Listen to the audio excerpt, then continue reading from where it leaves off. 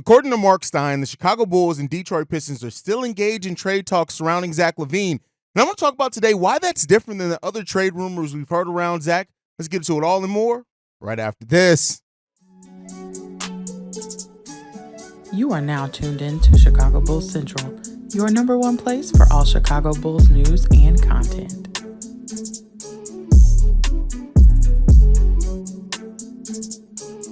What's going on, Bulls fans? Welcome to another episode of Chicago Bulls Central, your number one spot for everything Chicago Bulls related. I'm the host, HAize, but more importantly, you guys can follow the channel at Bulls Central Pod on every social media platform we happen to be on. With that being said, let's go ahead and get into the content, fellas. So, with this said, Marc Stein reported today on the Stein line that while no deal is certain, right, to happen or it is imminent, that Detroit continues to main trade interest in LaVine. And talk between the sides, sources say, have by no means gone dormant. That, at the very least, keeps alive the possibility that teams can find common ground on a deal between now and the league's annual in-season trade buzzer at 3 p.m. on February 8th. Now, why this is a little bit different, right, is when we've heard teams being interested in Zach LaVine before, most of that interest quickly died down shortly after that. Initially, the Lakers, who've it said they weren't interested not interested back in, and then, finally a couple of days ago said that they've basically closed the door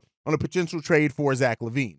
And then we heard the Kings, right, out and in. Like, it was a very quick thing on the Kings potentially being interested because to pair him with De'Aaron Fox. But then reportedly, they moved on. They wanted to focus more towards Pascal Siakam, a player that they ended up not getting. But we haven't really heard that team being thrown back in the Zach LaVine mix. They're the New York Knicks. They've already made their trade. Right, things like that.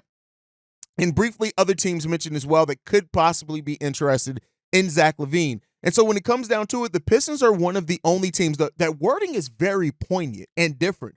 It's not just that they have interest, it's that they are in active talks with the Chicago Bulls, which means that there's some common ground there. Now, what we heard yesterday was that the Chicago Bulls want one of their blue chip players in either Jalen Ivey, Jalen Duren, or Cade Cunningham, and the Detroit Pistons were really resistant and hesitant to that. And in that episode yesterday, I talked about, if the Pistons are really, really wanting Zach LaVine, would Jaden Ivey potentially really stop them from getting involved in those trade talks for Zach LaVine? And that's something that I think if it comes down to it and the Bulls continue playing hardball, because at the Pistons, what they should be doing is they should be, standing their ground right now to see how long, if they can get the Bulls to move off of that potential of getting Jaden Ivey. But if they do, if the Bulls just stand their ground and say, no, listen, we can talk all day about deals. We can have framework. Bogdanovich, we're good on him. We want him here. That gets us half of the way to the contract. But that Jaden Ivey kid, no, we want Jaden Ivey. And we want a first-round pick. It can be protected, but we want that Jaden Ivey kid because we already know what he can bring. And we got this point guard in Javon Carter who can't do anything right.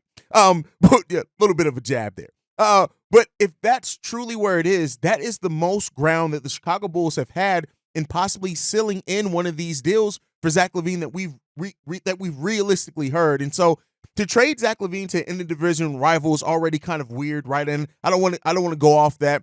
But Jaden Ivey was a player that Bulls fans have really been mentioning for quite a while. And if that ends up being the sticking point, I do think that the Pistons will probably come off of that, regardless of what Piston fans think or not, or what they think about Zach LaVine. Seemingly that this front office is interested enough in it that, that they've heard what the Chicago Bulls ask is, and they haven't hung up, right? To go back to other deals, Darius Garland, the Bulls made that call on Darius Garland. The Cavs hung up the phone, kept it moving. We haven't heard anything since. DeJounte Murray, the Bulls made a call on DeJounte Murray. The Hawks hung up the phone, haven't heard anything since. The fact that the Bulls and the Pistons are still engaged in these talks, I think has to mean that there is some smoke to this. Now, I love that Marc Stein also reported that it doesn't mean that a deal is necessarily going to get done just because these two teams have interest in some common ground there. But we've seen deals happen from much less. And that's the thing that you have to look at right now. And so Jaden Ivey, again, is a player 6'4", 195 pounds. He's averaging 14 points per game, 3 rebounds, 3.7 assists, and 3.7 rebounds. So you can almost round those up to 4.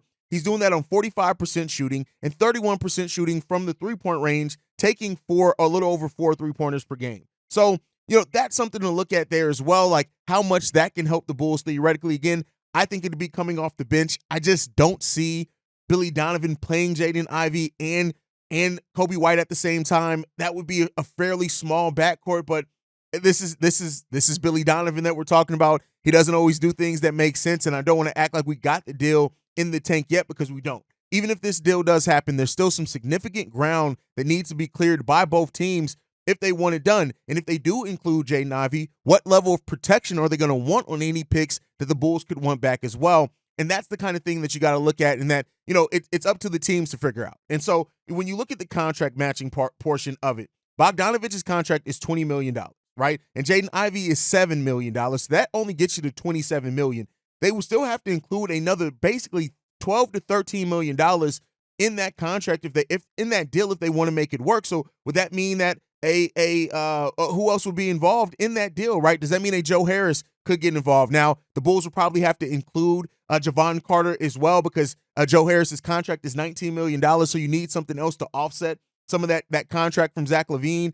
Monte Morris, I don't see them including him or anything like that.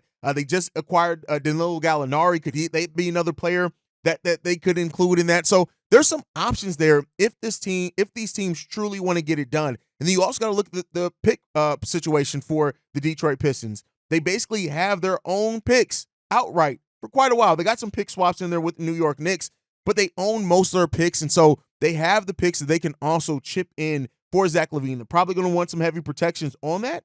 We'll see what that comes down to, but this is getting a little bit more interesting as we're going into 2 weeks before the trade deadline.